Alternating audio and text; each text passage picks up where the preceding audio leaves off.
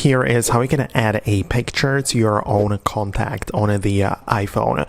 Let me explain it, and if it's your first time in here on Foxtecc, subscribe right now so you don't miss tutorials and videos like this one.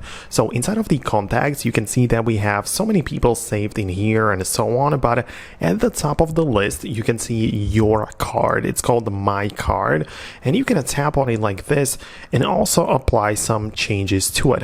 Right, so as you can see, I can always click on edit and edit the profile picture. So as you can see, my avatar is actually the logo of Foxtecc. So if you're a fan, just subscribe right now. But you can see that you can customize it, or in the sense of changing the filter or cropping it.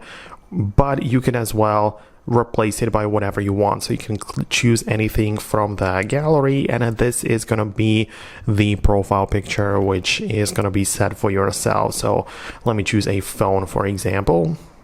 Obviously not ideal, but let me just zoom it in, right? And I'm going to click on choose.